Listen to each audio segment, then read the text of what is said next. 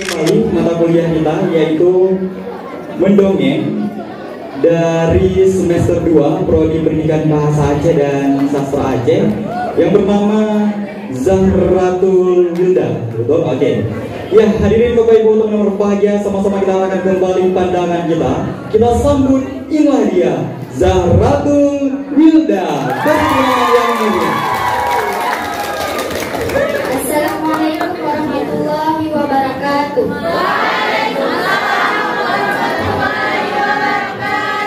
Assalamualaikum saling ulun kerakan lun yang dalam aula. Iba ulunnya nu dengan ulun kena undangeng iba syadara. Perkenalkan, nama saya Zahratul Wilda. Saya akan menceritakan sebuah dongeng yang berjudul Legenda Batu Menangis.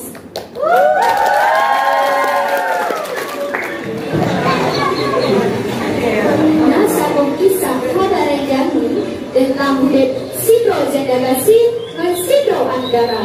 Bujan dan ngote urang, bijak tukupang, bijak ubang, dan bijak ubang. Kemanuan nasi dua orang yang seberat sudah hukum. Tapi dia seberat pun. Hal pernah nasi dari bantu main. Yang hari itu pada gaduh di penari-nari roh.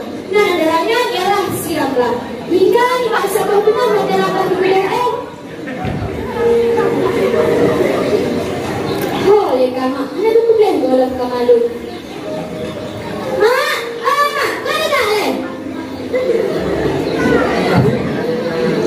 Kenalanlah. Bekah-bekah kayu. Hai mak! Hai mak! Hai mak! Wantan yang mudah kamu yang belajar. Tak mesti suara kau. Ya Allah, Ramlah. Datang kayu. Yang kita pukul. Apa yang nak pukul? Hai mak! Lala mulai. Aku memang payah. Lalu tak payah kau. Kau dia.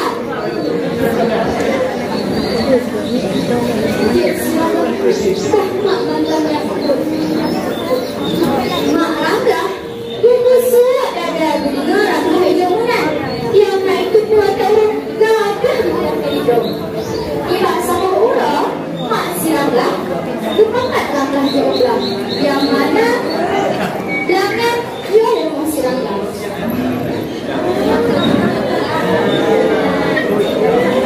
Rangga, Rangga, ya tidak akan kau suki.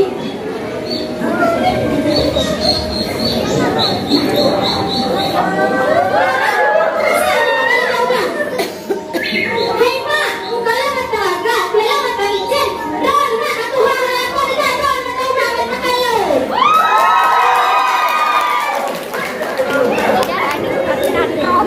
Ya Allah, tanya orang kasih ni. Yang tak minta rezeki, anakku tak baca bunga. Ya, tak harus pulang. Adakah kalau kau berhemat, hemat tak pulang, tak rawan mentang. Anak saya kalau mak tak Tuhan. Anak kalau ranu, London halah hai punya mana ranu. Lugas yang Tuhan lo, tidak rawan mentang lah. Ya sini, bah mak nanti ngajak pulang.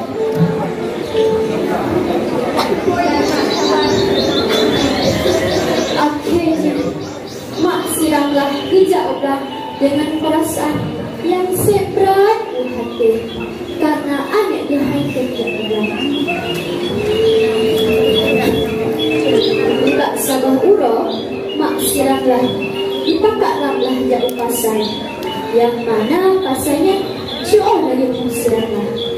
Siramlah warganya ditembak dengan satu syarat, mak siramlah boleh kerana karena makan karena langkah malena mak Tuhan kasih.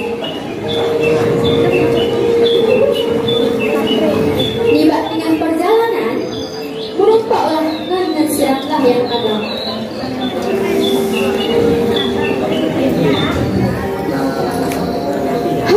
Raslah, tarik kata wanu yang ikannya ke nama kata.